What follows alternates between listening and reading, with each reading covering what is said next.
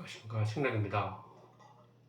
이번 시간에는 이제 여부리하고 이인, 그 정의 아버지죠. 진시황의 아버지인데 간에 알아보는데, 여부리는 이제 이 나라 출신인데 일찍부터 장사를 해서 수완이 되게 좋아서 돈을 엄청나게 많이 벌었습니다. 그런데 한날은 이제 조나라에 함량에 가서 장사할 기회가 있었는데, 그 당시에 그 이인이 한나라 인질로 잡혀와서 거기서 유리급식을 하고 있는 걸 보고 기하가거, 기이한 재물을 저축해 둔다 고사가 갑자기 떠올랐습니다. 그래서 아버지한테 가서 여쭙기를, 농사를 지으면 얼마의 이윤을 얻을 수 있느냐 물으니까, 농사 잘 지으면 한 10배의 이윤을 볼 수 있다고 아버지 얘기하고, 그러면 그 기이한 보물을 갖다 팔면 얼마의 이윤을 가져올 수 있느냐 하니까, 그러면 한 100배쯤 벌 수 있다고 얘기하고, 그럼 내가 왕을 만들어서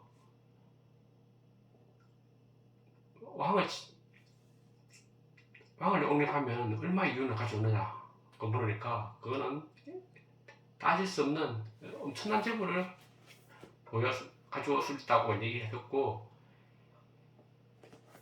여벌이는 이인에게 나중에 자초로 인을 바꿨지만 자초에게 엄청난 투자를 해서 얘를 왕으로 만들어야 되겠다. 그러면 내가 권력과 부를 다 가져올 수 있다고, 그런 기발한 생각을 합니다. 그러고 난 다음에 이제 그 작전을 들어봅니다. 이인은 그 당시에 처지가 되게 안 좋았습니다. 그러니까 진나라에 인질을 와 있었는데, 진나라에서 이제 조나라로 인질을 와 있었는데, 그 당시에 장평전투도 때문에 조나라 사람들은 진나라에 대해서 아주 엄청난 분노를 가지고 있었고, 그리고 엄청나게 미웠지만은 결국은 이인을 죽이지는 못했지만은 대접이라고 할 수 없이 그냥 거의 유리급식하는 처지에 이르게 됩니다. 그런데 이인이 사실은 워낙 진나라에서 영향력이 없는 왕자, 안국군의 아들은 아들인데 안국군의 아들이 한 20명 가까이 됐고, 그래서 자기 어머니는 존재감이 거의 없었습니다. 그랬기 때문에 자기가 여기 조나라의 인질로 와 있었겠죠. 그래서 그 상황에서 이인을 잘 키웠어. 내가 진나라의 왕으로 만들면 진나라를 부귀영화를 누려야 되겠다고 이제 여부리가 생각하고 그 작전에 돌입하는데, 그때 일자는 여기 안국군에 있는 소양왕의 아들인데, 그 당시 태자였고, 그 하양 부인이 가장 총애받는 부인이었는데, 하양 부인에게 마침 아들이 없었습니다. 다른 부인들은 아들이 다 하나 있어서 거의 20명이 되는 아들이 있었는데, 하양 부인의 아들이 없었기 때문에 엄청난 금액을 가져와서 이제 여부리가 하양 부인에게 접근을 합니다. 처음에 바로 접근 못하고 이제 하양 부인의 언니를 이제 찾아가서 얘기를 하면서, 하양 부인이 지금은 안국군의 총애를 받고 하지만은 안국군 혹시나 잘못되면 지금 자기는 아들도 없고 하기 때문에 후위를 보장할 수가 없다. 원래 그렇잖아요. 여자는 젊었을 때는 남편의 그늘에서 살고 죽어서는 아들의 품에서 산다고 이제 그런 얘기 하는데, 하양 부인은 지금이야 좋지만은 안국군이 잘못되고 나면, 아니면 안국의 총애를 잃고 나면 누구한테 의지해 살겠느냐. 그래서 자기 언니가 하양 부인한테 자꾸 얘기하니까 그 타겟책으로 이제 자기 아들을 한 명 데려와서 그를 태자로 삼고, 그가 왕이 되면 나는 평생 안전하게, 그러고 무탈하게 국위를 늘리면서 잘 살 수 있다고 그렇게 설득을 하니까 하양 부인도 그 말이 맞구나 싶어서 이제 계획을 세웠는데 이인이라는 조나라에 갖는 자초가 아주 현명하고 효심이 지극하다. 하양 부인한테 그러고 물론 뭐 여분이 재산이지만 하양 부인에게 매년 재물도 많이 갖다 주고 편지도 꾸준히 쓰고 해서 하양 부인을 엄청 이제 자기 부모 이상으로 모시고 생각하고 있다. 그러니까 이인을 하양 부인의 안국군과 하양 부인의 아들을 삼아야 된다. 그렇게 해서 결국 하양 부인도 안국군을 잘 설득해서 이인 자초를 아들로 삼기로 합니다. 그래서 이제 결국은 이제 자기 나라로 조나라에서 진나라로 데려오기로 하는데 그래 결정되고 난 다음에 여풀이가 이인과 술자리를 하면서 이제 자기 집을 초대해서 술자리를 하는데 지금 여러 명이 있는데 조이라는 여자가 거의 무녀인데 조이가 이제 여풀이 애척입니다. 근데 춤을 추는 거 보고 촉딱 반했습니다. 너무 막 예쁘고 해서 그래서 자초가 여불이 보고 조이를 나한테 달라. 그러니까 여불이는 자기가 아끼는 애지만 어차피 자초에게 투자를 했기 때문에 좋다. 조이를 데려가라. 그래서 조이를 내주는데 문제는 그 당시에 조이가 임신한 상태였습니다. 당연히 그때 당시에는 여불이의 애겠죠. 그 상태에서 자초에게 가게 됩니다. 그 위에 이제 여분이는 이인을 데리고 이제 한단을 탈출합니다. 그래서 진으로 갔고 이후에 이제 서양왕이 죽고 안국군이 왕위에 오릅니다. 이인의 이제 어떤 의붓 아버지죠. 의붓 아버지란다. 그 하여튼 양부가 왕위에 오르는데 그가 바로 효문왕입니다. 효문왕이 그 문제는 1년 만에 죽게 됩니다. 죽고 되니까 이제 그 아들로 삼았던 자초가 왕위에 오르게 되는데 그가 바로 이제 장량왕이 됩니다.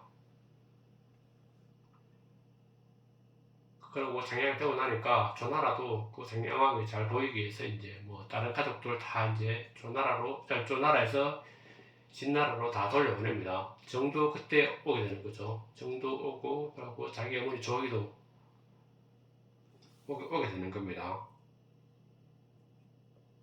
그래서 조이는 왕후가 되고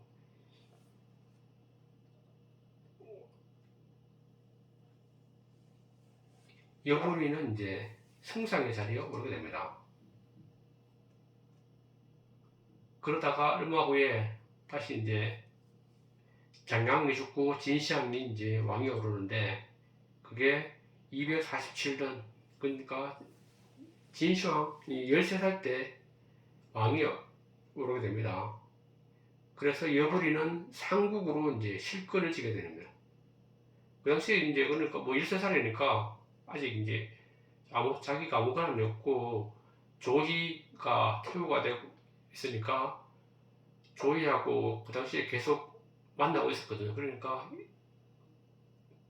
만나고 있었고 여불이는 이제 하여튼 자기를 왕이 오른 1등 공신이니까 상국이 되고서 모든 권력을 여불이가 휘두르게 됩니다. 239년인데 진시황이 이제 대관식이 22세 되면 이제 왕이 실제로 왕권을 행사할 수 있는데 대관식 1년 전에 이제 노예하고 여불이는 이제 자신들의 기반을 단단히 다지기 위해서 건설을 왕이 등극하기 전에 자기들 기반 닦아놓기로 하고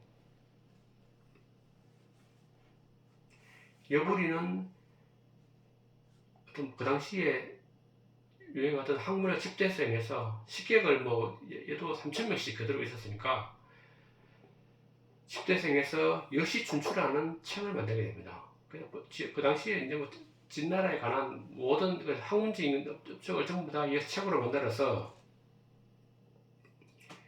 만들어서 공언을 합니다. 진나라의 제도가 이런 것이 있고 이런 것이 있고요. 거기 따라야 된다. 그리고 혹시라도 이게 오탈자라도 내가 잘못된 게 있으면 한자라도 고치면 내가 천금을 상금으로 주겠다고 내그게 되는데 그게 일자 천금의 이제 고사가 되는데 그리고 이제 노예 그 당시에 조이의 어떤 조이의 뭐라고 해야 될까 남편은 아니고 하여튼 공식적으로 아니고 비공식적으로 만나는 그 남자는 많은 땅을 확보해서 자기의 기반을 미리 다져 놓으려고 노력하게 됩니다. 그래서 많은 이제 봉지도 받고 해서 엄청난 권력을 가지게 됩니다. 그래서 이제 238년에 진영정이 이제 대관식을 치르게 됩니다.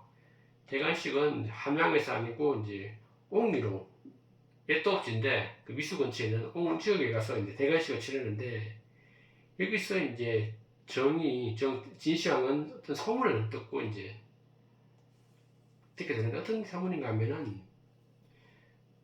노예는 이제 원래가 여후리의 이제 문격이었는데 여후리가 이제 태후 조이를 원래 계속 만나고 있었습니다.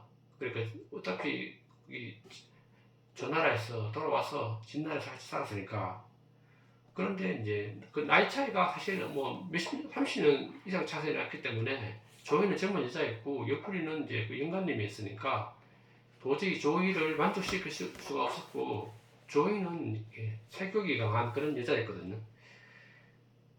그래서 이제 자기 신부 중에 노예라는 문격을 몰래 환관으로 위장시켜서 태국에 보냅니다.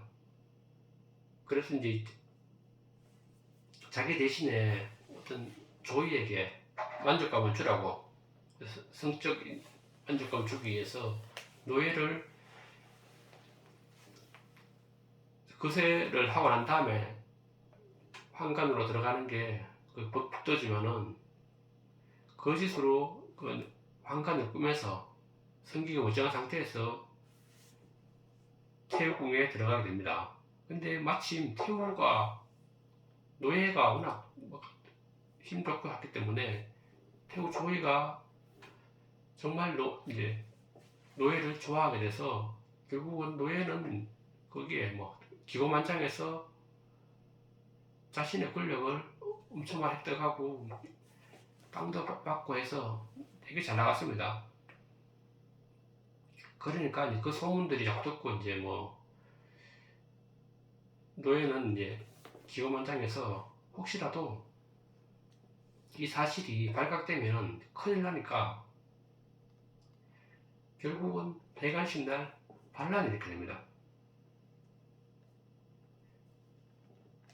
그래서 진시황은 노예를 반란을 평정하고 난 다음에 여부리도 자기 몰래 노예를 꼬셔서 그래 버렸기 때문에 여부리도 반란에 이루시켜서 뱃설을 피하고 이제 낙양에 가서 살게 했는데 살게 하니까 여부리가 그 당시에 워낙 또 권력이 막강한 상태에서 그러졌으니까 자꾸 사람들이 찾아와서 혹시라도 다시 반란하지 않을까 염려가 돼서 전부 다 총나라로 가서 살게 하니까 아 왕이 나를 없애하는구나 결국은 앞날이 죽을 날만 기다리는 것밖에 안 되는구나 싶어서 여부리는 자결을 합니다.